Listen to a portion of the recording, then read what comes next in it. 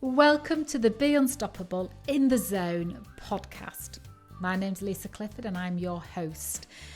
Be Unstoppable for me is all about helping you unlock your incredible human potential and for you to access your mind in a way that it works for you. And that's why I became an empowerment and firewalking instructor, running events where people participate in a way that reveals to them who they truly are without a shadow of a doubt, and therefore enabling people, you, to live the life that you want without any limitation.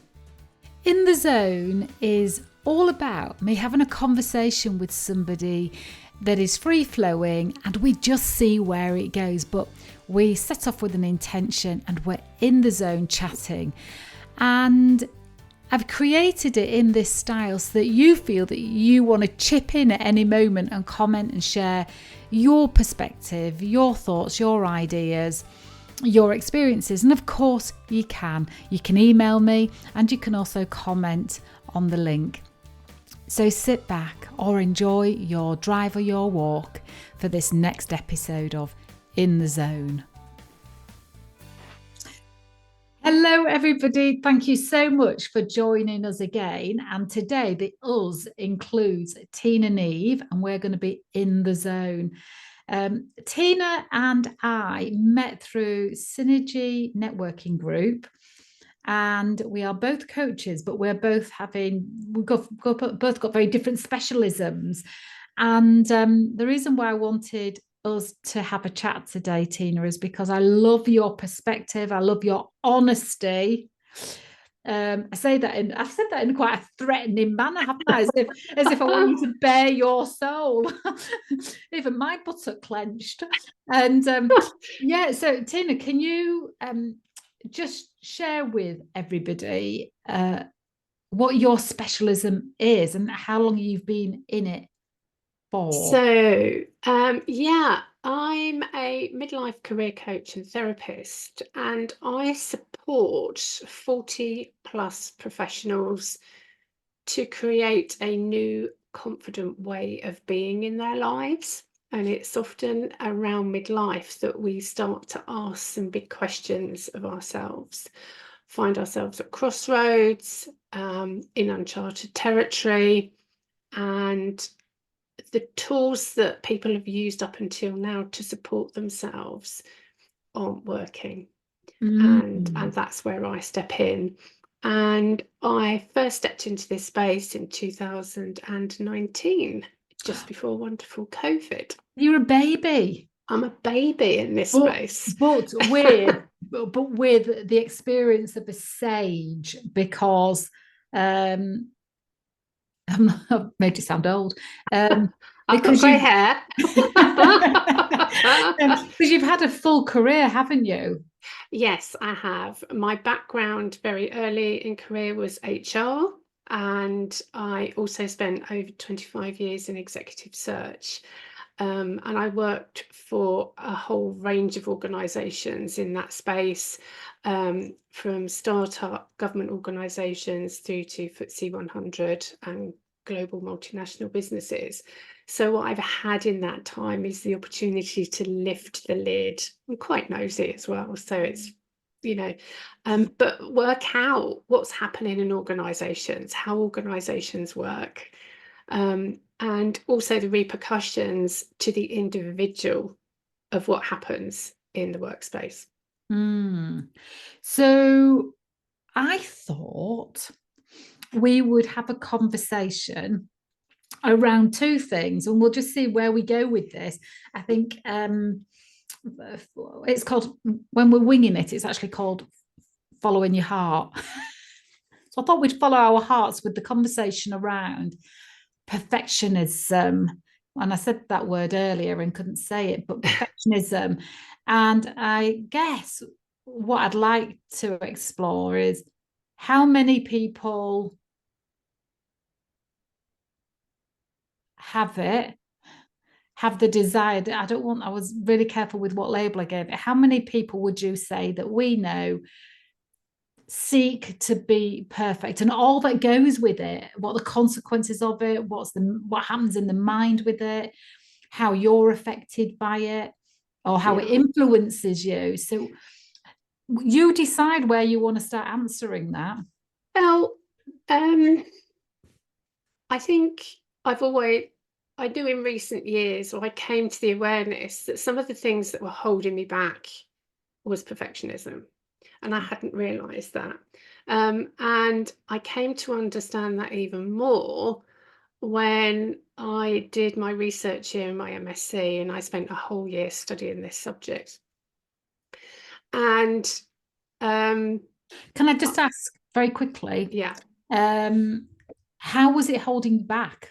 Because other people might identify with yeah, things that we might not associate with being attached to perfectionism. it is, because it's a huge subject. Mm. But and I'll say how it stops you, and then I'll go back and explain why, if that works. Yeah. I think that'd be a good way of doing it.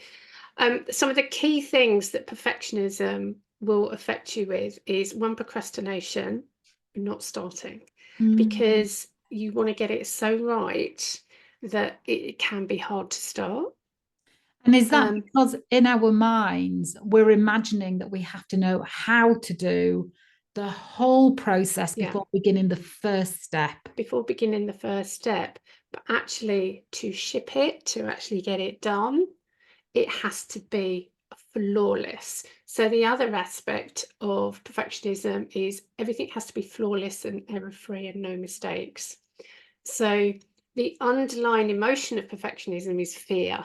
Mhm. It's fear of making a mistake. So that can stop people from even starting or Mm. going into a place where they may make a mistake.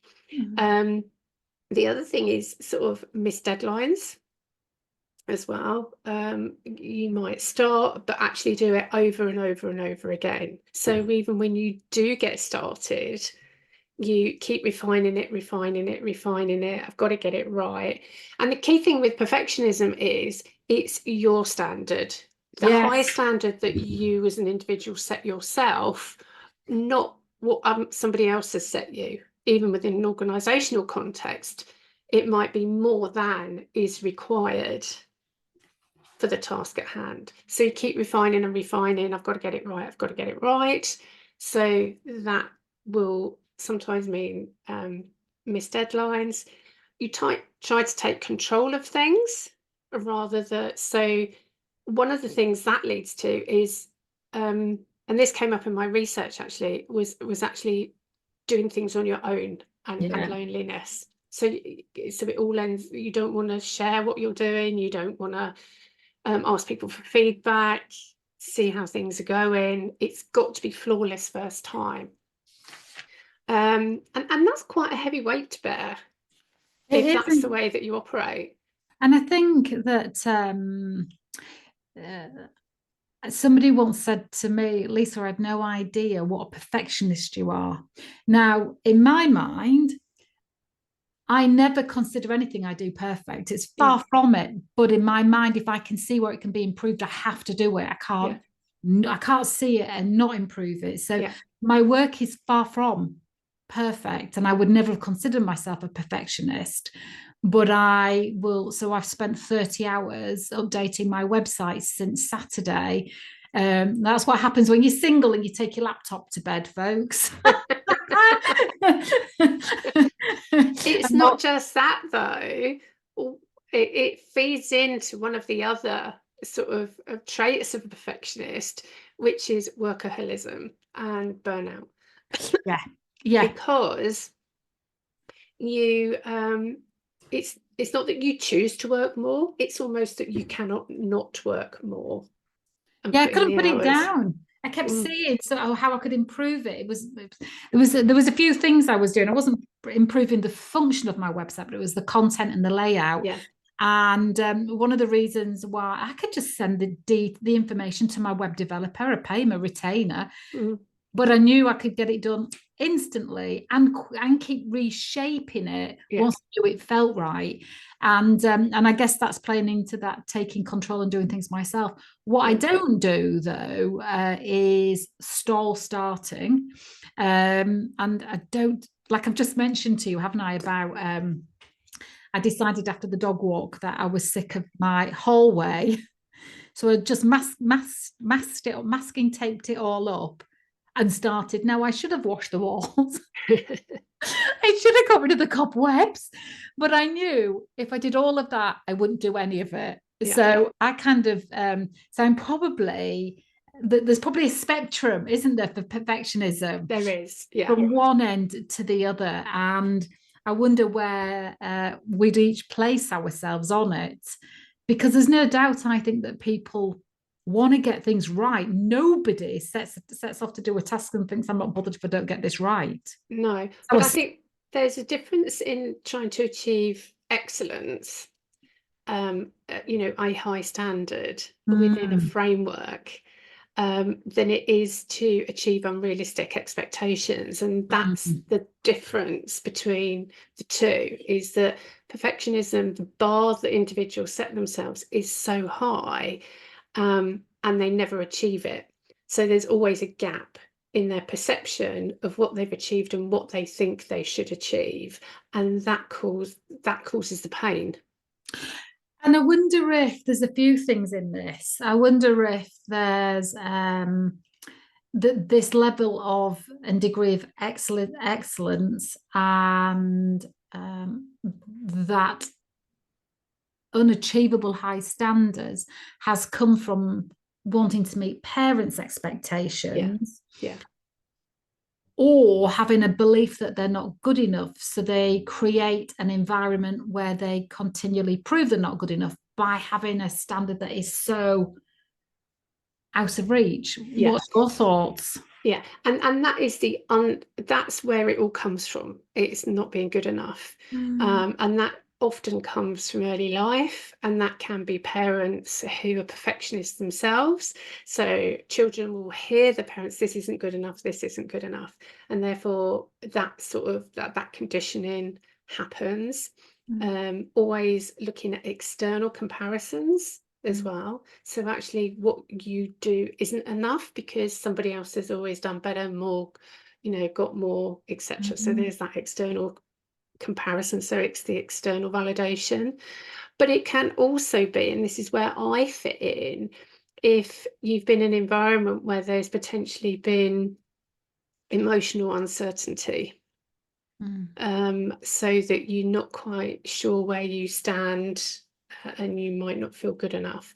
And in my instance, and I've shared this in some of my social media anyway, but I think it's important to share these stories. My mum was very ill with her mental health when I was young.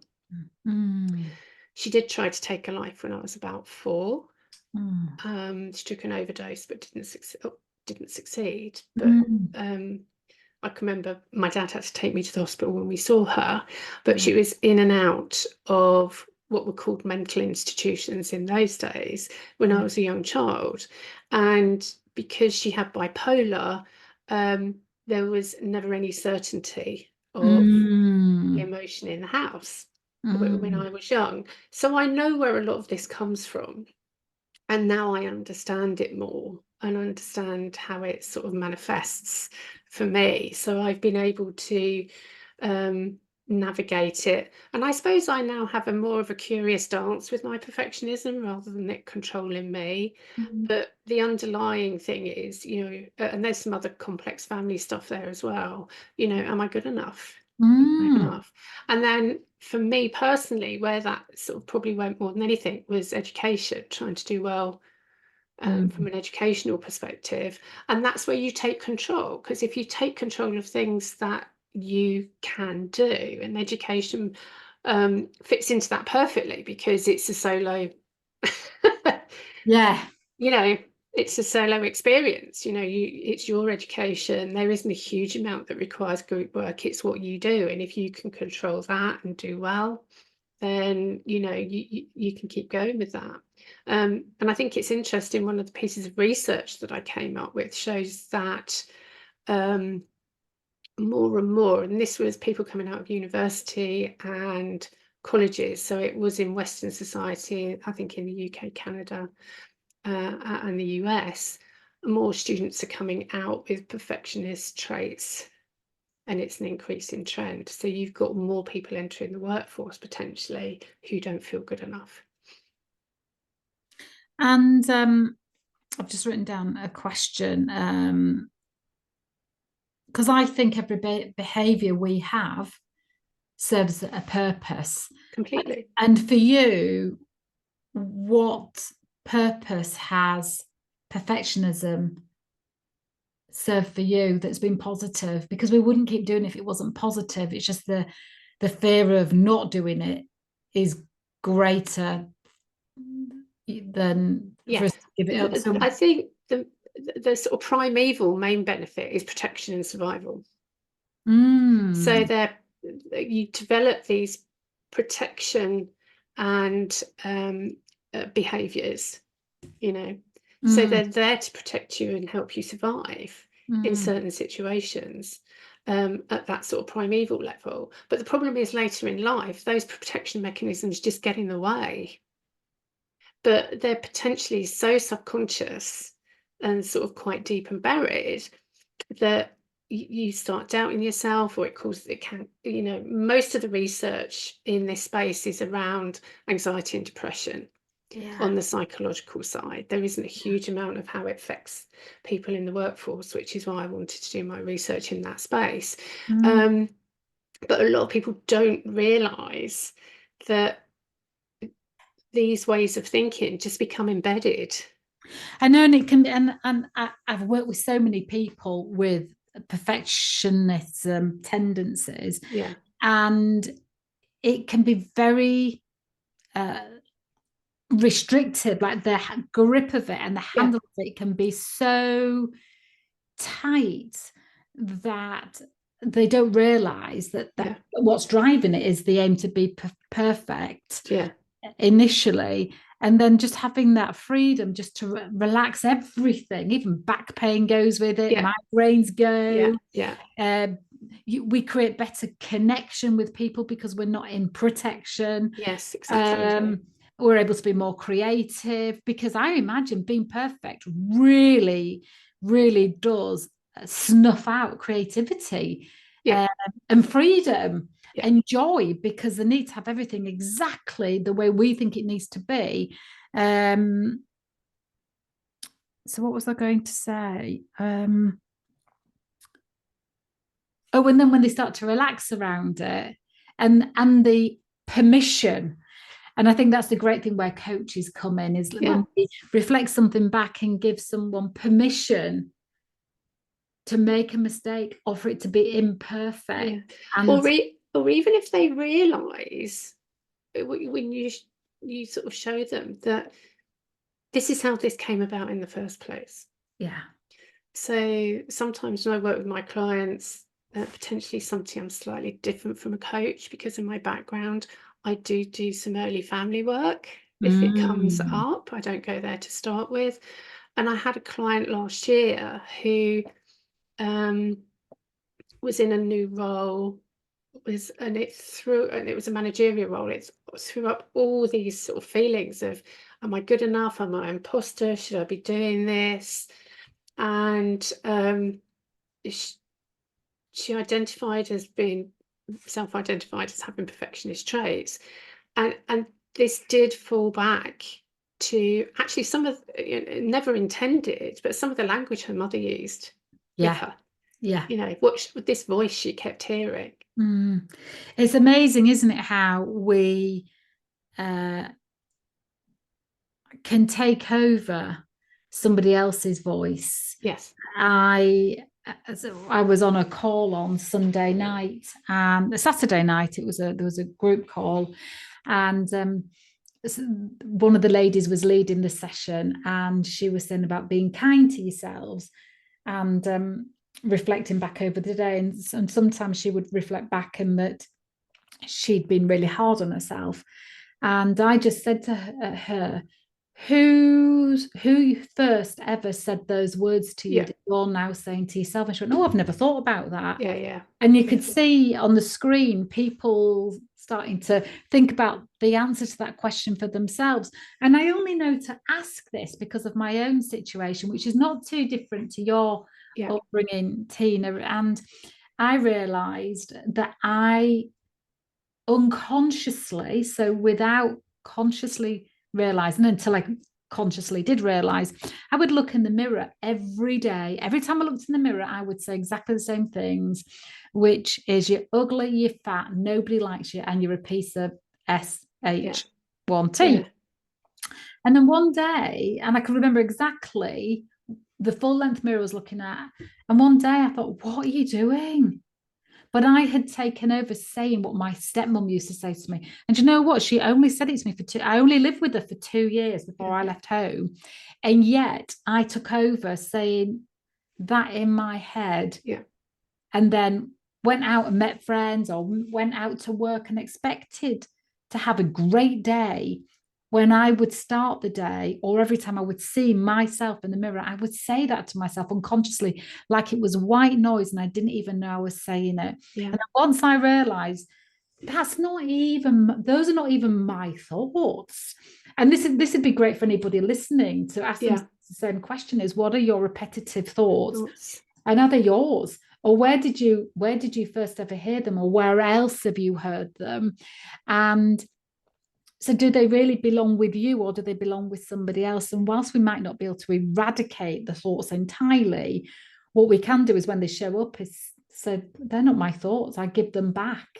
And so that kind of underlying conversation that we say with ourselves on an unconscious level is absolutely driving the perfectionism, but also driving what we see and what evidence we collect. Because I know earlier we're just, if you don't mind me saying, celebrating your feature in your magazine, and thank you, and just amazing, and what an amazing achievement. But then even your reflexive thoughts were, I could do better, or what were your reflective thoughts? my reflections are, the thing is with the perfectionists, they find it very difficult to accept praise. So it's like, oh, thank you for saying that, but move on. They never really accept it. And I think for me that comes from that emotional uncertainty, and it's like, well, I can't stay too long, the sort of early iteration of me, that young version of me, couldn't stay long in one place and enjoy something, because you never knew when the environment was going to change. So I think that's part of where that came. And I was in Sainsbury's and I saw the magazine, and I'm a front cover sort of piece. It's on the front cover. Just which magazine is it, so people it's Woman and Home magazine, February edition, and it's Woman and perfectionism Home quiz, 2 pages, so which is fantastic. Woman and Home, February edition. Let's go and get it. Exactly. So yeah, when I saw it, it was like part of me had a happy dance, and then I could just feel this other feeling coming up, and it's like, because I'm aware now, and it's like, well, that's a bit weird. It's like, okay, well, that's enough of that, Although I do think potentially for women, there's another thing at play here, which is don't get too big for your boots. Yeah, all those show beliefs. Off. Yeah, all those sort of beliefs. So I think there could be 2 things at play, sort of there. But I could feel it. And I think that's where we have to sort of listen to our felt sense, and not just the voices in our head sometimes. And it's like, well, where is this sitting? Where is this coming from? And just go, okay. I thank you for raising your voice, but I'm actually going to go somewhere else. I don't choose to go down that road. Yeah. Yeah. I think there can be a train of thought, can't they, of looking for where we've made errors or where we've not done it good enough, just in case somebody else raises it with us and we're not taken off guard, or we don't get to. And that whole thing is because I think we're a similar age. Yeah. I was born in 69, and I think our parents back in that decade were ones of don't get too big for your boots, don't get carried, keep your feet on the ground, all those kind of beliefs that do create new behaviors, do create a behavior of not daring to shout too loud about something in case we're going to fall from a great height, because in it could be a mistake, or exactly. And I think some of the perfectionists that I've worked with, that they tend to look more for where they're getting it wrong as a dominant perspective than where have they got it right. Because it's avoidance of errors. That's the flawlessness piece, not making any errors. Whereas excuse me. And I think where that causes issues in today's world, when everything's fast moving, particularly in obviously we work for ourselves and we can talk about that, but with it, people who are listening who are within organizations, and especially when you've got these new agile ways of working, it's harder to keep control. It's harder to iterate over and over again to get it flawless, because things keep moving. In agile working, quite often, the bar gets moved a bit, or things get changed, or no, we've learned that doesn't quite work and we're going to do it this way now. So there's that constant iterative process. And in my research, it came up that a lot of people find that really hard if they've got those perfectionist traits to operate in those types of environment. And I think also in the social media age, you just get bombarded with stuff, that if you're looking for it, you will always find it, that you're not good enough. Just going to agile working, do you think that our beloved perfectionists struggle in agile environments because they're seeking for a visible benchmark that either tells them that they're succeeding or something, or why do you think it is? I think part of it is, well, one, they can tend to sort of be really tight to deadlines anyway, or miss deadlines. They tend to be less collaborative within a team and do work on their own. So in this agile environment, if they've got a nice clear timeline, this is the project, this can happen on that date, and actually they can see where they can keep control of stuff, then that's great. But if that moves, or we get to point B and then we slightly change direction and decide that we can do things slightly differently, then their control of what's going to happen gets all thrown up in the air, and they've got to recalibrate, and that can be really difficult for a perfectionist to do. And how would a perfectionist be much happier working from home than in an office then, if it's that controlled environment, or by themselves? That's a really interesting question, because I think it can exacerbate it in some ways, because you're even more alone, you're even more isolated. So not so much now, but when I was working and I only worked one day a week from home, I was far more self-conscious of how things were changing and what might be going on. And if there was an issue with something, I would more likely take it as a negative if I was sitting at home and receiving that via email, than if I was in the context of the office and sort of was aware of what was going on, rather than an email arriving out the blue and thinking, oh God, what's gone wrong? So I think it can actually, for some people, exacerbate the situation. And what do you think about leaders then, if they've got a team with perfectionists in? What's the best support, advice, wisdom for them in their leadership style with the perfectionist? Yeah, I think it's a difficult one, because this perfectionist could present in two different ways. One is they could start missing deadlines and not getting things done on time, and that could be perceived as not performing, yet they put in loads of hours as well. So it's like, well, but actually the work they do produce, when they do it, is probably of a really good standard. So it's like, well, why the hell can't they get stuff done on time? And it's like, what the hell's going on? So it could become a performance issue very quickly on that side. Or on the other side, it could be presenting as anxiety, burnout, those types of sort of behaviors, or perhaps going off sick, sort of signing off with stress. They could be two parts of the same thing. So I think, it's good coaching sort of style, really, as you would do. It's like, don't prejudge, you know, allow the person to explain what's happening, perhaps double check with them what they think the parameters are of this piece of work. What standard do they think they need to achieve to do a good piece of work? And see what comes up. Yeah. And then perhaps reiterate or confirm that actually, no, all we want this time is X. Yeah. Yeah. So it's having those open conversations and trying to find out what's at the root of the behavior, which is more of a coaching style. I wonder if that is happening, where somebody's, for example, their symptom is a missed deadline. Yeah. Then what I encourage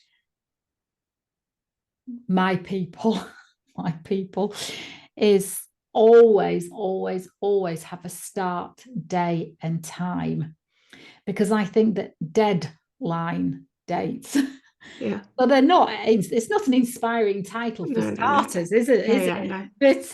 But I think that often people see the deadline date almost as long as it's done by then, but they don't realize that the start date is what will enable it to be done by then. And quite often people underestimate how much time it takes and leave it too long.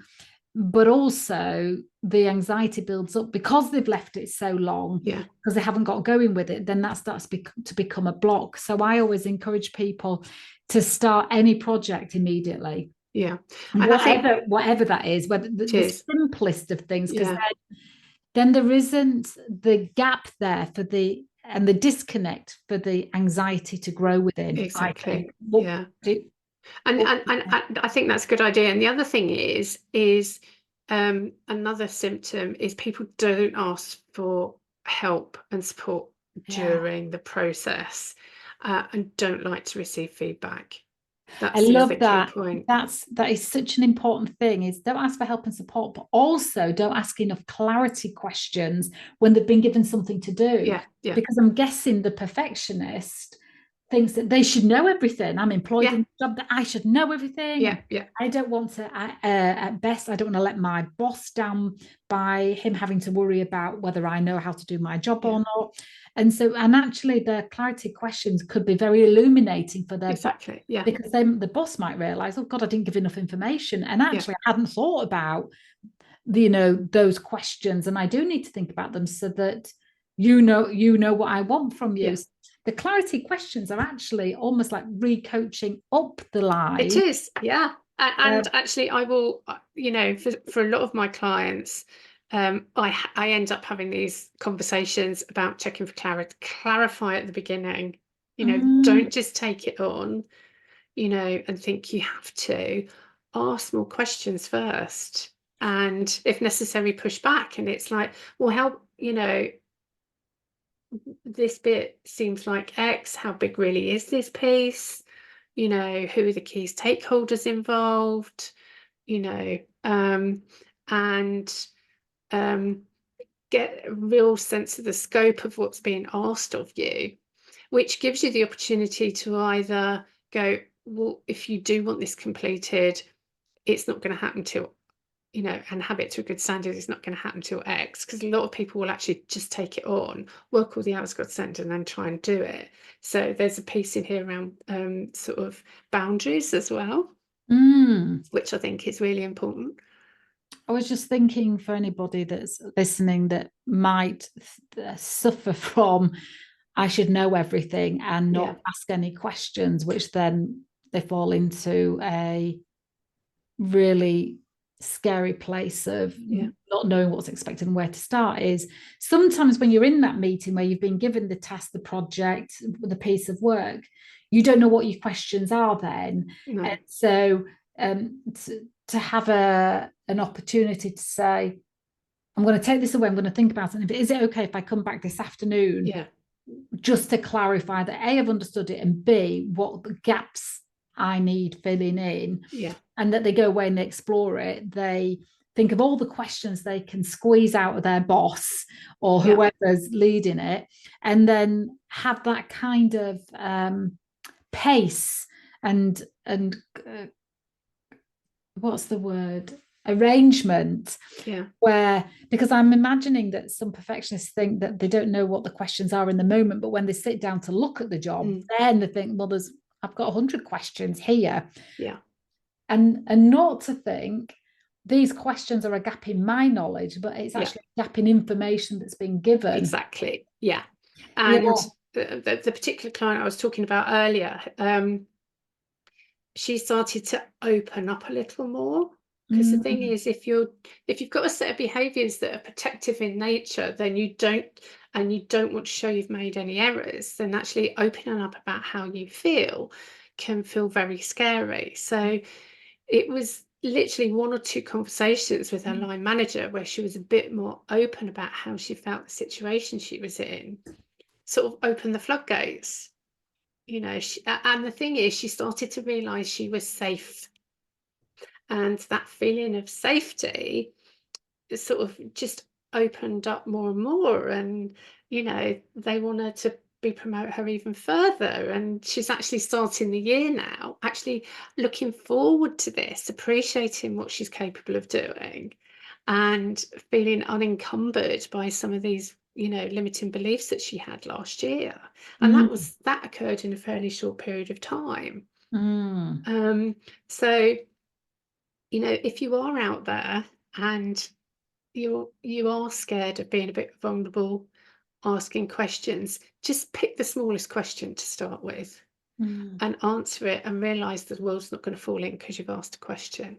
And I think, certainly knowing when I've had a team, I'd rather they asked me lots of questions and felt confident about what they were doing than sat in silence, worried and frustrated, and not taking any action. I'd rather that they picked my brain, and in it, sometimes you can feel like, oh, I'm really excited about this project because it's come alive with them asking me questions. And there's lots of buy-in, and there's an energy and an engagement going on because somebody's asked the questions, they've got the clarity, now they've got the confidence and understanding to put their whole selves into it. I think asking questions can be very daunting for people. But all around that, I guess, the perfectionist mindset of, and I don't even think it's just perfectionists, but of I think I should already know all these answers. And if I ask a question, it's going to look like I can't do my job. And then that's the fear of, job insecurity and not being considered an expert or having somebody's opinion go down. But asking questions actually engages and creates more clarity for everybody. It does. It's a self-fulfilling sort of circle, really. It's a virtuous circle to some extent. Once you've got an environment where, and again, this comes down to environment as well. If there's an environment where people feel they can ask questions, then one person asks, and then someone goes, well, if they can ask and they're listened to, then I'll ask. So it just sort of becomes, like I said, a virtuous circle, and actually is really empowering and increases engagement. However, if you're in an environment where you get shut down, then that can potentially exacerbate the situation. Absolutely. And so I think the key takeaway for any leaders out here is allow space and encourage questions. And no question's a silly question, because all of those questions help get the outcome that the leader wants. Exactly. So we want people to work confidently, proactively, feel valued, and in the leader allowing questions and being happy to answer them in a very positive way. Yeah. And I think that the flip side of that is listen. Yeah. Don't ask questions thinking you know the answer or prejudging what you think that person is going to say. And that could be really hard, especially if you're tight for time. Businesses are, under tight time schedules. But actually, if you're going to go and ask somebody some questions, actually really listen to what they say and be open to what they may or may not say. And don't prejudge what you think they're going to come up with. Yeah. Well, I think for today's podcast, we've covered enough, because we'll do another one where we'll talk about what it is to be self-employed in the last during, post pandemic, and what the world looks like today, and what's the ups and downs of being a solo entrepreneur or a consultant. We can talk about that if you're up for it. But I think what we've covered today in perfectionism and the tips that we've given people and some of the highlights and things to look out for, I think will help some leaders and some budding perfectionists have some freedom and space around their thoughts of what's either expected of them, and how leaders are showing up for perfectionists. Yeah. So in closing then, what would your most favorite bit of wisdom be for people? I think one of the quotes that always sits with me is a Brené Brown quote, which is, "We don't have to do it all alone. We were never meant to." And I do think there's a sense of perfectionism does drive isolation sometimes, and potentially loneliness. I hope anyone listening to this realizes actually it's not just you that feels like this. Actually, there's other people out there. But traits can be changed. We can create space and develop a different way of being. So I would just encourage people to sort of take that one step forward of courage, to be a bit more open, perhaps, like you say, ask questions, ask for clarity, and just see what happens, and reach out. My mentor, Peggy Dillon, she's also my spiritual mentor as well. And there's a saying, perfectionism is saved for God. Yeah. And so, when you just think, oh, okay, so that's if you self-identify as a perfectionist, then you're somewhere along the path of healing oneself from it. Absolutely. So if anyone's been listening to this and go, "Oh, that's me," number one, don't beat yourself up. I think that's the key thing. Self-awareness is the first step to change. But for me, you have to have self-compassion to go along with that, because increased self-awareness can sometimes sort of kick your inner critic off even more so than they may do already. So you need to combine that with some kindness and compassion to yourself to allow you to move forward. I would say switch the inner critic's tone to one that you would use on a puppy. If you think, well, this is how I talk to myself. If you want to switch tone and tempo and heart space, which is what compassion is, isn't it? It is. Holding something in your heart. It's I would say have your voice change as moved a wire. Sorry, moved a wire. I think that's okay. to one of, if you were speaking to a puppy, and there was something else I was going to say. What was I going to say? The perfectionists say for God. Just to, oh, Yes, yeah. the thing that you said earlier was that you have a curious when that feeling I have a of curious dance with perfectionism. curious dance with perfectionism. I think that's a Yeah, lovely phrasing, and yeah, I guess for people to have that relationship, have a conversation with perfectionism, and yeah, yeah, hey, what are you keeping me safe from? Do I need to be kept safe from that? yeah, yeah, absolutely. And a bit sort of your puppy one is find your inner mentor's voice Yeah. as well. I worked with that in the past, and she's got a name, and and it is, what would they say? Mm, You're not just your critic that's kicking off, mm, you know. And it allows your critic to be, because your critic wants to feel safe. That's all they want. mm, mm. Your inner critic only tries to protect you, Yeah. Yeah. you know? And I would say to the inner critic, what are you protecting me from? And do I actually need Exactly. protection? Or can you just stand down, have a rest, have a gin and tonic in the Exactly. critic, a gin Yeah. and tonic, or a box of Maltesers, or Yeah. but I Yeah. think, but that curious dance is a wonderful expression. Thank you so much, Tina. Well, I'm looking forward to our next conversation about what it is to be self-employed. 20 years I've been self-employed. And I still feel like I'm going to get into trouble off the grown-ups. So, but we can discuss that in We another can. conversation. We've got lots to chat about. But thank you so much. And I hope that you've all enjoyed our conversation today. And thank you to you, Tina. Thank you. It's been a pleasure. Woman and Home, February Woman and edition. Home, February edition. Go and do the quiz. All right, lovely ones. Thank Bye. you.